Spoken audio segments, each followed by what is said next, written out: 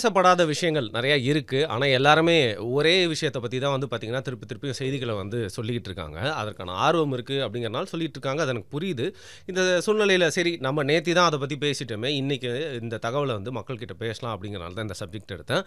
Pope இறந்தோடனே நீ ஏன் வந்து பேசலை, வேணும்ட்டே நீ வந்து பேசலையா, வன்மமா அப்படின்னு வந்து நிறைய பேர் வந்து கேட்டிருந்தாங்க. நிறைய பேருக்கு தெரியல போல இருக்குது. இதற்கு முன்னாடி வந்து பார்த்திங்கன்னா ஒரு மத போதகரை பற்றின ஒரு வீடியோ போட்டிருந்தேன். அதை பற்றி பேசும்போதே நம்மளை பற்றி வந்து சொல்லியிருந்தேன். நம்மளோட நம்பிக்கை நம்ம இப்படி வந்து பார்க்குறோம், இருந்தாலும் வந்து பகுத்தறிவு அப்படிங்கிற விஷயத்தை வந்து எப்படி இதில் வந்து பொருத்தி பார்க்கணும் அப்படிங்கிறத. எனிவே போப் இருந்தார், இறந்துட்டார், ஆழ்ந்த இரங்கல்கள். அவரை பற்றி அதற்கு மேலே சொல்கிறதுக்கு வந்து அவர் இந்த நன்மைகள்லாம் செஞ்சார் அப்படின்னு சொல்கிறதுக்கு நிறைய பேர் இருப்பாங்க. நம்மளுக்கு குறிப்பாக ஒரு விஷயம் சொல்கிறதுக்கு இருக்குது, ரொம்ப ஸ்ட்ராங்காக ஃபீல் பண்ண மக்கள்கிட்ட அதை ஷேர் பண்ணிக்கணும். அதாவது நான் பெரிய அறிவாளி, நான் இன்டெலிஜென்ட்டாக வந்து அவங்களுக்கு வந்து இன்ஃபர்மேஷனை கடத்துறேன் அப்படின்னு நினைக்கிற விஷயத்தோட எனக்கு சில விஷயங்கள் இருக்குது, அதை மனசார வந்து என்னோட தம்பி தங்கள்கிட்ட வந்து நான் வந்து ஸ்ப்ரெட் பண்ணணும். அது இல்லை அவங்ககிட்ட வந்து என்னோட ஒப்பீனியனை சொல்லி அவங்க என்ன நினைக்கிறாங்க அப்படிங்கிறத இன்ஃபர்மேஷனாக கேட்கணும்னு நினைப்பேன். அப்படி தான் வந்து பார்த்திங்கன்னா இன்றைக்கும் இந்த போப் பற்றின சில விஷயங்களை வந்து பேசலாம், அவங்ககிட்ட வந்து பகிர்ந்துக்கலாம் அப்படின்னு வந்தேன். ஸோ ஒரு மதம் அப்படின்னு நீங்கள் எடுத்துக்கிட்டீங்க அப்படின்னா அதை இன்ஸ்டிடியூஷனலைஸ் பண்ணிட்டாலே வந்து பார்த்திங்கன்னா அந்த மதத்தோட நம்பிக்கை, அதோட அறநெறிகள் அப்படிங்கிறத தாண்டி ஒரு நிறுவனம் மாதிரி அதை ஆகிறத வந்து நம்ம பார்க்க முடியும். அது எந்த மதமாக இருந்தாலும் சரி, கிறிஸ்தவ மதமாக இருந்தாலும் சரி, இஸ்லாமாக இருந்தாலும், ஹிந்துவிசம் இல்லை புத்திசம், ஜெயினிசம் எல்லாமே வந்து பார்த்திங்கன்னா ஒரு நிறுவனத்துக்கு இல்லை வந்து ஒரு கார்ப்பரேட் செட்டப்பில் கொண்டு வந்துட்டாங்க அப்படின்னா, ஒரு ஹெய்ரார்கி செட்டப்பில் கொண்டு வந்துட்டாங்க அப்படின்னாலே வந்து அங்கே பல விஷயங்கள் வந்து அந்த மதத்தோட கோட்பாடுகளுக்கு எதிராகவும் அந்த மதத்தோட நம்பிக்கைகளுக்கு எதிராகவும் வந்து மாறுறத வந்து உலகம் ஃபுல்லாக நம்மளால் வந்து பார்க்க முடியும், எல்லா காலகட்டங்கள்லையும் எல்லா கலாச்சாரத்திலையும். அப்படி தான் வந்து பார்த்திங்கன்னா கிறிஸ்டியானிட்டியில் முதல் போப்பாக இருக்கிறவர் வந்து ஜீசஸோட சீடர்களாக இருந்த ஒருத்தர் பீட்டர். அவர் வந்து பார்த்திங்கன்னா அதிகாரப்பூர்வ போப்பா இல்லைனா கூட வந்து அவர் தான் இன்றைக்கி வரைக்கும் ஃபர்ஸ்ட் போப்பாக வந்து கன்சிடர் பண்ணுறாங்க. இன்றைக்கி வந்து பார்த்திங்கன்னா எவ்வளோ போப்புகள் வந்துட்டாங்க.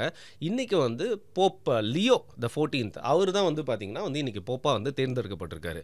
ஸோ இதில் முதல்ல என்னன்னு பார்த்திங்கன்னா நிறைய பேர் சொல்கிறாங்க அமெரிக்காலேருந்து வந்த முதல் போப் அப்படின்னு சொல்லிட்டு. பட் அப்படி இல்லை, யுனைடெட் ஸ்டேட்ஸ் ஆஃப் அமெரிக்காவில் அந்த நாட்டிலேருந்து வந்த முதல் போப் வந்து இவர். ஏன்னா சவுத் அமெரிக்காலேருந்து இதுக்கு முன்னாடியே வந்து ஒரு போப் வந்திருக்காரு. அவர் தான் இப்போ வந்து மறைஞ்சு போனார் இல்லையா, ஃப்ரான்சிஸ். இப்போ இவர் வந்து போப் லியோ வந்து யுனைடெட் ஸ்டேட்ஸ் ஆஃப் அமெரிக்காலேருந்து வந்திருக்காரு. ஸோ ட்ரம்ப் மாதிரி வந்து நிறைய பேருக்கு பிடிக்குதோ இல்லையோ ஒரு இன்ஃபேமஸ் லீடராக பார்க்கப்பட்டாலும் அது பார்த்திங்கன்னா யூஎஸ்ஏவை பொறுத்த வரைக்கும் இப்போ ஒரு ஸ்ட்ராங்கான ஒரு பிரசிடெண்ட்டாக இருக்கக்கூடிய ட்ரம்ப்போட காலகட்டத்திலே வந்து யூஎஸ்ஏலேருந்து ஒரு போப் வந்திருக்காரு அப்படிங்கிறத சும்மா இக்னோர் பண்ணிட்டு வந்து போக முடியாது.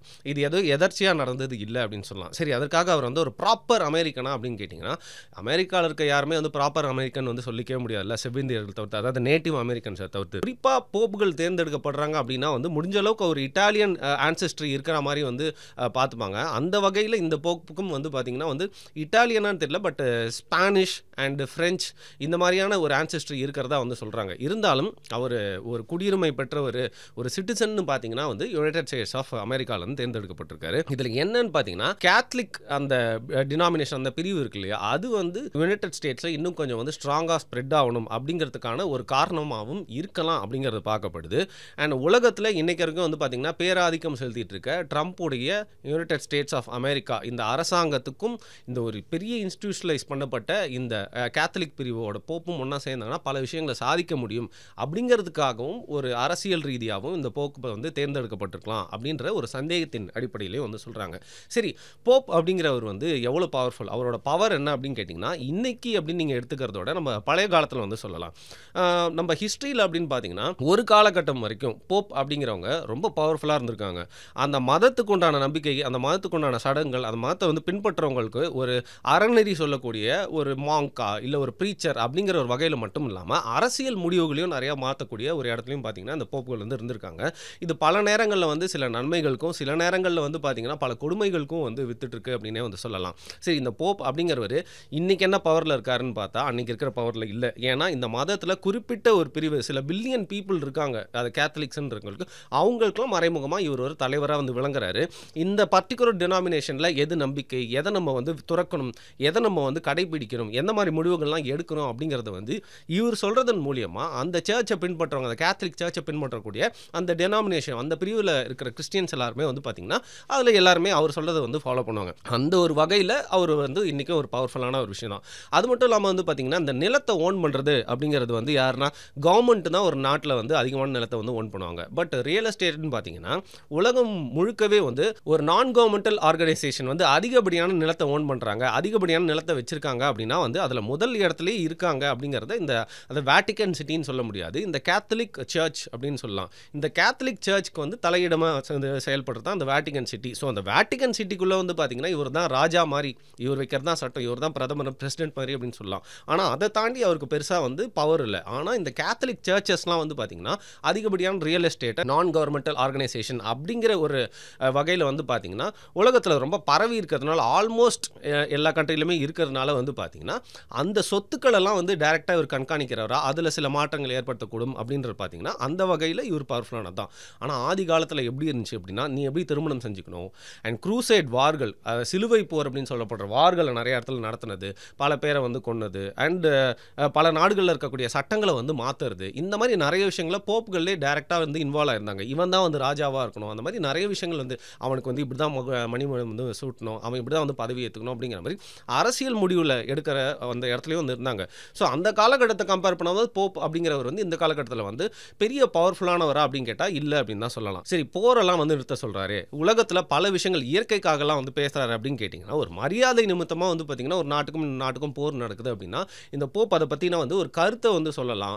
மேபி ஒரு அமைதி பேச்சுவார்த்தைக்காக அந்த நாட்டோட தலைவர்களையோ இல்லை பிரதிநிதிகளையோ சந்திச்சுட்டு வந்து மீட் பண்ணி பேசலாம். ஆனால் அதற்காக வந்து நிறுத்திடுவாங்களான்னு கேட்டிங்கன்னா, இன்றைக்கி போப்போட கையை மீறி அவரோட தலையும் மீறி வந்து பல அரசியல்கள் வந்து உலகத்தில் நடந்துட்டு இருக்குது அப்படிங்கிறதுனால, சரி ஏதோ மரியாதைக்கு சொல்லிட்டீங்களா போங்கப்பா, நாங்கள் வந்து எங்களோட பிரச்சனையை வந்து தீர்த்துக்கிறோம் அப்படிங்கிற ஒரு ரீதியில் தான் வந்து அவர் வந்து ஹேண்டில் பண்ணிட்டு இருக்காங்க அப்படின்னு சொல்லலாம். அதற்கு குறிப்பாக ஒரு முக்கியமான எக்ஸாம்பிளாக இருக்கிறது அப்படிங்கிறது உக்ரைன் ரஷ்யா போர் மட்டும் இல்லாமல் தொடர்ந்து பல காலங்களாக பல வருஷங்களாக வந்து நடந்துட்டு இருக்க பாலஸ்தீனத்தில் நடந்துட்டு இருக்க அந்த இனப்படுகொலை அப்படின்னு சொல்லலாம், இல்லை இஸ்ரேல் பிரச்சனை, அப்படி உங்களுக்கு எது பிடிக்குதோ அப்படியே வச்சுக்கோங்க. ஸோ அந்த ஒரு பிரச்சனையிலும் வந்து பார்த்தீங்கன்னா ஒரு வருத்தம் தெரிவிப்பார், இவர் வந்து வேண்டுகோள் விற்பார். ஆனால் வந்து அதை கேட்டு செயல்படுறாங்களான்னு கேட்டால் இல்லை. ஏன்னா எல்லாருமே வந்து இந்த போப் அப்படிங்கிறதையும் தாண்டி அவங்களோட நாட்டுக்கு எது முக்கியம், அவங்களோட நாட்டை பொறுத்த வரைக்கும் எது நியாயம், அவங்கள பொறுத்த வரைக்கும் அரசியல் ரீதியாக வந்து எது செயல்படுது, எது வந்து அவங்களுக்கு பக்கபலமாக இருக்கும் அப்படிங்கிற பொறுத்து டிசிஷன்ஸ்லாம் வந்து எடுக்கிறாங்க. அந்த வகையில் போப் என்ற ஒரு பெரிய பில்லியனுக்கும் மேற்பட்ட பீப்புள் ஒரு கேத்தலிக் அப்படிங்கிற வகையில் அவங்களுக்கு ஒரு தலைவராக இருக்காரு. அந்த விதத்தில் அந்த சொத்துக்களை கண்ட்ரோல் பண்ணுறதுனால ஏற்கனவே நான் சொன்ன மாதிரி அதன் மூலியமாக ஒரு பவர்ஃபுல்லான ஒரு ஒரு ஃபிகராக வந்து இன்னைக்கு வரைக்கும் வந்து திகழ்கிறாரு. அது ஒரு வழியாக வந்துட்டு இருக்க போப்புகள். சரி, இதில் வந்து பார்த்தீங்கன்னா குறிப்பாக நிறைய பேர் வந்து கேட்டிருந்தாங்க, யாரெல்லாம் வந்து போப் ஆகலாம் அப்படின்னு சொல்லிட்டு. இந்த பிஷப்பு, கார்டினல்கள் நிறைய பேர் இருந்தாலும் வந்து பார்த்தீங்கன்னா, எத்தனைக்கு ஒரிஜினாக இருந்தாலும் பார்த்தீங்கன்னா, எந்த இனத்தை சேர்ந்தவனாக இருந்தாலும் அவனுக்கு எல்லாரையுமே வந்து கடவுள் சமமாக தான் பார்க்குறாரு. யார் வேணால் போப் ஆகலாமா அப்படின்னு கேட்டிங்கன்னா, அது இன்னைக்கு வரைக்கும் சந்தேகம் தான். ஏன்னா இன்னைக்கு வரைக்கும் பல கார்டினல்கள், பிளாக் கார்டினல்ஸ், அதாவது கருப்பினத்தை சேர்ந்தவங்க நிறைய பேர் வந்திருக்காங்க அப்படின்னு சொன்னாலும் அவங்களால இன்னைக்கு போப் ஆக முடியுமான்னு கேட்டால் அது வந்து ஒரு பெரிய கேள்விக்குறி தான். நிறைய பேர் வந்து சொல்லலாம், ஆப்பிரிக்காவிலேருந்து 3 போப் வந்திருக்காங்களே அப்படின்னு சொல்லிட்டு. பட் நார்த் ஆப்பிரிக்கா கண்ட்ரீஸ்ல வந்து பார்த்தீங்கன்னா அது வரைக்கும் 3 போப்புகள் வந்திருந்தாலும் அவங்கள வந்து ஒரு ப்ராப்பர் கருப்பினத்தவரா அப்படின்னு கேட்டிங்கன்னா வந்து சந்தேகம் தான். இல்லை அப்படிங்கிறது தான் வந்து பார்த்தீங்கன்னா டைரெக்டான ஆன்சராக இருக்கும். ஸோ அந்த போப் அப்படிங்கிறது இந்த வேட்டிகன் சிட்டி இல்லை கேத்தலிக் சர்ச் அப்படிங்கிறதுலே வந்து பார்த்தீங்கன்னா இப்போ வரைக்கும் ஒரு நிற பாகுபாடு இருக்கிறது தான் வந்து இது நம்மளுக்கு காட்டுது. ஸோ அதனால் போப் அப்படிங்கிறவர் யார் வேணால் பிஷப்பாகவும் கார்டினலாகவும் இருந்தாலும், போப் பக்கத்திலே நின்னாலும், அவரை தொட்டாலும், அவர் தொட்ட ஒரு கையை கிஸ் பண்ணாலும், அவங்க கூட ஜாலியாக சிரித்து பேசினாலும், போப் அப்படிங்கிறவங்க ஒரு குறிப்பிட்ட சில பேர் ஒரு சிண்டிகேட் மாதிரி வந்து செயல்பட்டு அவங்க யாரை தேர்ந்தெடுக்கிறாங்களோ அவங்க தான் வந்து போப்பாக முடியும் அப்படிங்கிறது இன்றைக்கி வரைக்கும் ஒரு ஓப்பன் சீக்ரெட்டாக இருக்குது அப்படின்னு சொல்லலாம். சரி, நம்ம எங்கே போய் பேட்டி கொடுத்தாலும் எங்கே வந்து பேசினாலும் கீழே வந்து நிறைய பேர் வந்து கமெண்ட் பண்ணுறது என்னன்னு பார்த்தீங்கன்னா, டேய் நீ வந்து சர்ச்சில் வந்து தலித்துகளுக்கு எதிராக நடக்கக்கூடிய சாதிய அடக்குமுறை பற்றி பேசுறதுக்கு உனக்கு வந்து தைரியம் இருக்கா அப்படின்னு சொல்லிட்டு. தைரியம் இருக்கா அப்படிங்கிறதோட நம்மளுக்கு வந்து அந்த ஒரு ஐடியா வரணும், என்ன பேச போகிறோம் அப்படிங்கிறத வந்து நம்ம முழுமையாக வந்து நம்ம வந்து அந்த ஐடியாவை கன்சீவ் பண்ணணும். அதற்கான நேரம் அப்படிங்கிறது தான் வந்து முக்கியமான விஷயம்னு நினைக்கிறேன். நிறைய வாட்டி வந்து ஏதோ ஒரு நம்ம மேலே அன்புள்ளவர் வந்து திருப்பி வேண்டுகோள் வித்துட்டனால, இல்லை சேலஞ்சாகவே வச்சார் வேண்டுகோள்னு சொல்கிறதோட, அதை வந்து நம்ம இன்றைக்கி ஒரு சேலஞ்சாக இல்லை, சரி ஒரு என்னதான் நம்மளை ஒரு சேலஞ்ச் பண்ணாலும் அது ஒரு கரெக்டான விஷயம் தானே, பல பேர் அதை பற்றி பேசலை அப்படிங்கிறதுனால இந்த ஒரு சூழ்நிலையை எடுத்துக்கிட்டு நான் அதை பற்றியும் பேசணும் அப்படின்னு நான் நினைக்கிறேன். நீங்கள் இப்போ நான் கேத்தலிக் அப்படிங்கிற ஒரு டினாமினேஷன் அப்படின்னு சொல்கிறேன் இல்லையா, ஸோ இதை மட்டும் நான் சொல்லிட்டு நான் முக்கியமான விஷயத்துக்குள்ளே கலந்து போயிடுறேன். ஸோ இந்த கேத்தலிக் டினாமினேஷனில் போப் சொல்கிறதெல்லாம் ஏற்றுக்க முடியாது அப்படின்னு சொல்லிட்டு ப்ரொடெஸ்ட் பண்ணிட்டு வெளில வந்தவங்க தான் ப்ரொடெஸ்டன்ஸ், லுதரியன் சொல்லிட்டு. கிறிஸ்டியானிட்டியில் பல பிரிவுகளாக இன்றைக்கு வரைக்கும் பார்த்தீங்கன்னா அந்த நம்பிக்கைக்குண்டான சர்ச்சுகள்லாம் வந்து எல்லா நாட்டிலுமே இருக்குது. அப்படி தான் நம்ம தமிழ்நாட்டிலையும் வந்து பார்த்திங்கன்னா முதல்ல நம்ம கேத்தலிக் சர்ச்சஸ் தான் பெரும்பான்மையாக இருந்துச்சு. அதுக்கப்புறம் வந்து ப்ரொடெஸ்டன்ஸ், லுதரியன், இந்த மாதிரி பல பிரிவுகளுக்கு உண்டான சர்ச் வந்து நம்ம ஊரில் இருக்க தான் வந்து செய்யுது. இந்த எல்லா சர்ச்சுமே என்னத்தை போதிக்குதுன்னு பார்த்தீங்கன்னா கிறிஸ்டியானிட்டி தான் போதிக்குது. கிறிஸ்டியானிட்டி என்ன சொல்லுது அப்படின்னு பார்த்தீங்கன்னா, கடவுளுக்கு முன்னாடி எல்லாருமே அவருடைய பிள்ளைகள் தான். ஏன் யூதர்கள் கூட வந்து பார்த்தீங்கன்னா வந்து யூதர்கள்னா தான் பிளெஸ்ட் அப்படின்னு சொன்னால் கூட கடவுள் வந்து ஒரு யூதனையும் ஒரு எத்தியோப்பியனையும் ஒன்றா தான் பார்க்குறாரு அப்படின்னு சொல்லி. இது நான் சொல்லப்பா, அது வந்து கடவுள் சொல்கிறதா பைபிள்லேயே வந்து எழுதியிருக்கு.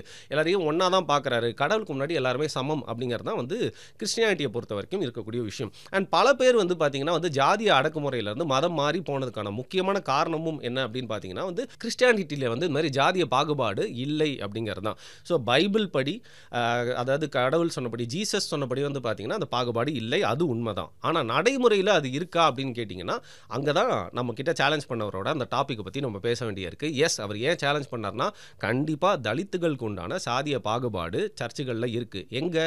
தென் மாவட்டங்கள்லையா இல்லை வட மாவட்டங்கள்லையா அப்படின்னு கேட்டிங்கன்னா ரெண்டுத்துலேயும் தான். எங்கே? கேத்தலிக் சர்ச்சஸ்லையா இல்லை மீதி இருக்கிற மற்ற டினாமினேஷன் ப்ரொட்டஸ்டன்ட் சர்ச்சஸ்லையா? இல்லை, எல்லா இடத்துலையும் தான் அப்படின்னு வந்து சொல்லலாம். இப்போ நீங்கள் என்ன தான் வந்து வெளியிலேருந்து பார்த்தா இந்த விஷயங்கள்லாம் இல்லை அப்படின்னு தோணினாலும் உங்களோட ஃப்ரெண்ட்ஸ் நிறைய பேர் வந்து சர்ச்சுக்கெலாம் போவாங்க, இல்லை நீங்களே சர்ச்சுக்கு போயிருக்கீங்க ஒரு கிறிஸ்டியன் அப்படின்னா வந்து அந்த சர்ச்சுக்குள்ளே இதெல்லாம் நடக்கிறது வந்து நம்மளால் ஒத்துக்க முடியும். அதாவது டிரெக்டாக வந்து நீலாம் தீட்டு நீங்கள் வராத அப்படின்லாம் சொல்ல மாட்டாங்க. அந்த சர்ச்சுக்குள்ளேயே வந்து பார்த்திங்கன்னா பல பாகுபாடுகள் இருக்கும். அவங்க வந்து எங்கே உட்காரணும், யார் எந்த சீட்டில் இருக்கணும், யாருக்கு என்ன முக்கியத்துவம், ஒரு போர்டு கமிட்டி இருந்தால் அதில் யார் இருக்கணும் அப்படிங்கிற பொறுத்த வரைக்கும் பார்த்தீங்கன்னா ஒரு குரூப்பிசம் அப்படின்னு சொல்ல முடியாது, ஒரு காஸ்டிசம் குரூப்பிசம் எல்லாமே கலந்தது வந்து எல்லா டினாமினேஷன் சர்ச்சஸ்லையும் நம்மளால் இருக்கிறது தான் வந்து பார்க்க முடியுது. ஸோ நானே என்னோட கண்ணில் எதிராக வந்து இந்த விஷயங்கள்லாம் விட்னஸ் பண்ணதுனால வந்து பார்த்திங்கன்னா நம்ம ஒரு விஷயத்தை நம்புகிறோம் அப்படிங்கிறதுக்காக வந்து சும்மா முட்டு கொடுத்துட்டே இருக்கக்கூடாது. அது மட்டும் இல்லாமல் சாதிய அடக்குமுறை பாகுபாடு அப்படிங்கிறது அது எங்கே நடந்தால், குறிப்பாக வந்து கடவுளின் பெயரை சொல்லி கடவுளின் ஆலயத்திலே நடந்தால் அது ஏற்றுக்கவே முடியாது இல்லையா? ஸோ இந்த விஷயத்தை பற்றி வந்து பார்த்திங்கன்னா நிறைய பேருக்கு தெரியாமல் இருக்கலாம். இந்த விஷயத்தை பற்றி வந்து பார்த்திங்கன்னா பல பேர் தவறாக புரிஞ்சிருக்கலாம். இந்த விஷயத்தை பற்றி வந்து பல பேர் பாதிக்கப்பட்டு இதை பற்றி யாருமே பேச மாட்டாங்களேன்னு நினச்சிருக்கலாம். அந்த ஒரு காரணத்துக்காக வந்து இந்த ஒரு குறிப்பிட்ட விஷயத்தையும் இந்த போப் பற்றி சொல்கிறப்போ வந்து எப்படி பிளாக் வந்து இன்றைக்கி வரைக்கும் போப்பே ஆகலையோ அதே மாதிரி சாதிய பாகுபாடுகள் அப்படிங்கிறது இன்றைக்கும் வந்து தமிழக சர்ச்சுகளில் இருக்க தான் வந்து செய்யுது. அதனாலேயே வந்து பார்த்திங்கன்னா பல பேர் சர்ச்சுக்கு போகிறதே வந்து நிறுத்திட்டாங்க. அதனாலே வந்து பார்த்திங்கன்னா வெளில போயிட்டு தனி சர்ச்சே ஆரம்பித்தவங்களாம் இருக்காங்க. அதை மாதிரி வந்து பார்த்திங்கன்னா வந்து பல மாவட்டங்களில் இந்த ஜாதிக்கு ஒரு சர்ச்சு அந்த ஜாதிக்கு ஒரு சர்ச்சுன்னு ஒரே டினாமினேஷனில் ஒரே ஊருக்குள்ளேயே வந்து 2 சர்ச்சுகள்லாம் செயல்படுறதை நம்மளால் வந்து பார்க்க முடியும். நான் தான் பொய் சொல்கிறேன், நான் தான் ஏதோ ஒரு வன்மத்தில் இப்போ என்ன வன்மம்னு எனக்கு தெரியல அப்படின்னு நீங்கள் நினச்சிங்க அப்படின்னா இதெல்லாம் வந்து தீர விசாரிச்சுட்டு இது உண்மையா இல்லையா அப்படிங்கிறத வந்து நீங்களே ஒரு முடிவுக்கு வாங்க. இல்லை இதெல்லாம் உண்மை அப்படின்னு நீங்கள் நினச்சிங்கன்னா தயவுசெய்து கீழே கமெண்ட் பண்ணுங்கப்பா. ஏன்னா நான் தான் ஏதோ வந்து பொய்யை பரப்பிட்டு இருக்கேன்னு நிறைய பேர் நினச்சிக்க கூடாதுல்ல. அதனால் இதை நீங்கள் பார்த்துருந்தீங்க, விட்னஸ் பண்ணியிருந்தீங்க அப்படின்னா வந்து கீழே கமெண்ட் பண்ணுங்கள்.